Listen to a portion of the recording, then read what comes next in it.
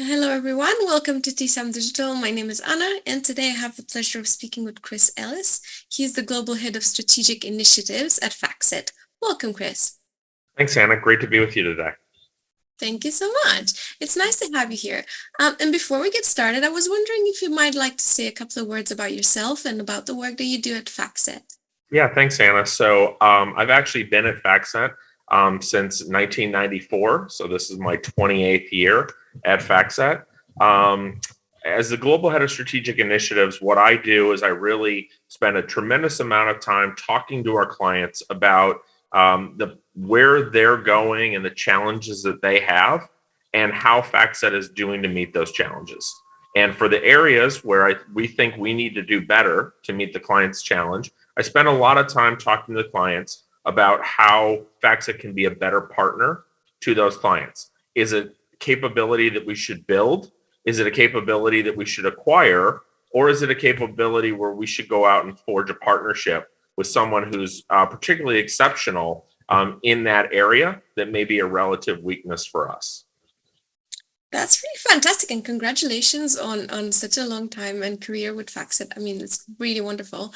So I'm super excited to talk to you about a few things today. So to kind of kick things off, first of all, there have been partnerships in the financial data ecosystems forever, but it seems like things are different now. So do you agree with that? And if so, why? I definitely agree with that, Anna. I think that's a great question. We've had partnerships at FactSet going back to when I started at FactSet, when we partnered with folks like CompuStat for financials and WorldScope for global financials and MSCI for indices. So we've been partnering through the whole course of FactSet. But partnerships are more important now than they ever were before. And if I highlight a couple reasons why, it really starts with the focus of our clients is they want to have a deeper relationship with fewer partners, and it's their expectation that those partners collaborate together on the client's behalf and don't just stick the client in the middle and make the client be the glue that connects these disparate systems. If we don't do that for our clients, they're going to move away from us and they're going to solve less problems with FactSet. So that sounds logical on the surface, but why is that more important now than ever? And I think a lot of it comes down to how hard it is to hire and retain talent, right? From FactSet's perspective, we are challenged to hire and keep the incredible talent and talented individuals that we have at our firm, but it's also incredibly hard for our clients. And our clients really want to focus their great people on how do we maximize the performance of our investment products and how do we take care of our clients, right? And how do we service our clients? And the functions that are outside of that tend to be less of a priority. So it's an area where they're more comfortable working with someone like FactSet on that than they frankly ever were before. So if we can pick that up and help them, really focus their people on the performance and the client service pieces, it helps them as an organization. And I think that's really the catalyst. The other reason for that, to sort of focus on partnerships and need to have connections and fewer partners, is the level of acquisition, right? We're seeing more and more acquisitions in the institutional asset management space, and we're seeing more consolidation of smaller asset owners into groups. And that's really about economies of scales and being able to share fixed costs across the organizations. But if you don't have a really good coordinated set of systems and tools, the onboarding process of acquiring a new manager or folding in a couple different defined benefit plans can be incredibly burdensome and can be overwhelming for the asset owner or the asset manager. So is the demand for these new partnerships based more on operational processes, new or more complex data and content, or new asset classes or specialities? So I think it's actually a mix of all three, and it depends on the area, and it really depends on the type of firm and what their needs are and what's unique about their investment process.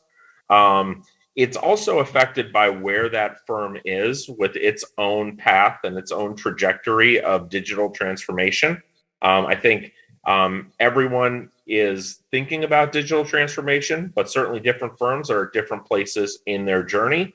It also is affected by how aggressive firms are in sort of thinking about M&A, right? And how much they're thinking about consolidation of the industry and how aggressively they're approaching different targets. But when you think about sort of operational processes and that consolidation, it's certainly, one of the key places is certainly in the cloud, right? So we think about the partnerships that we have with Snowflake, with GCP, with AWS S3 as extremely important partnerships for FactSet, that where we can meet the client where the client needs to be in their journey on the cloud with the partner of their choice. So the client doesn't feel like working with FactSet locks them into a particular cloud provider.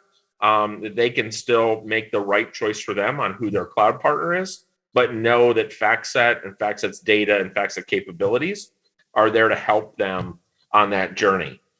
Certainly, it also comes around to data, and by far the best example of that on the data side is ESG, right? ESG, none of our clients are using a single source of ESG data.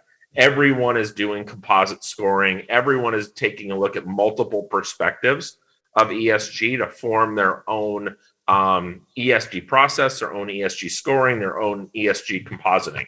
So it's not enough that we take the FactSet solution, True Value Labs, and make it as great as we can get it. We also have to be able to integrate and combine the True Value data with key partner data in that ESG ecosystem to meet our clients' needs. And then on the asset class side, right, the two great examples of that are the increasing importance of private capital, right? We see this so much on the wealth space.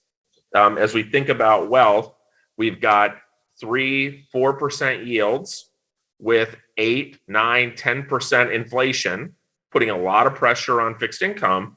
And that's really driving increased exposure to private capital in a lot of wealth portfolios. So an increased importance of private capital in more of the institutional space. And then obviously crypto, right? We hear about crypto every day as an emerging asset class. And what does it mean for crypto investments to sit alongside investments in public equity, private equity, and fixed income? So we saw press releases from FactSet over the summer related to partnerships with State Street, Burgess, and Snowflake. Is there a common thread connecting each of these? Yeah, so the common thread is a couple different things. So the first one I would say is it always starts with the flow of data, right? So if you think about the partnership, how does the partnership connect data between systems in a frictionless, easy way that, again, coming back to what we talked about earlier, Anna, really takes the burden off of the client, right? Where we partner together and FactSet and the partner make that data flow between where the client needs it to be and where it starts in a frictionless way, right? So it's good old-fashioned plumbing, if you will, of moving data around to where they need it. And then the other thing that I would say is, what's the value proposition of the partnership? Is it clear why we're doing this, right? That's the other common thread is can the partners articulate why they're coming together?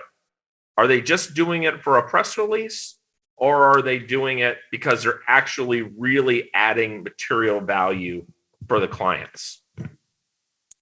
That's really interesting. And I was also wondering, are there other areas where partnerships are going to be increasingly important to FactSet in the future? Yeah, so in my role, again, what I'm doing is I'm really working with clients and studying their workflows and where we can be a better partner to them overall and how these partnerships can help us. So one of the key areas is CRM, and whether that's Salesforce or another CRM. How can we tie FactSet data, FactSet analytical capabilities, and connect it to the client and their CRM process to help that client step forward? That's an area we've made investments in the past, and we're certainly going to accelerate on that in the rest of 22 and the rest of and forward into 2023.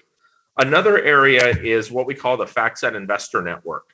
And the FactSet Investor Network connects client data and analytics. We sort of think of it as the analytics book of record, official performance, official risk numbers, official characteristics, official results for the portfolio between investment managers, asset owners, fund of funds, other firms in the ecosystem who may be partnering with each other, who want to be able to share information and share analytics about their portfolios without having to recreate it or do things multiple times.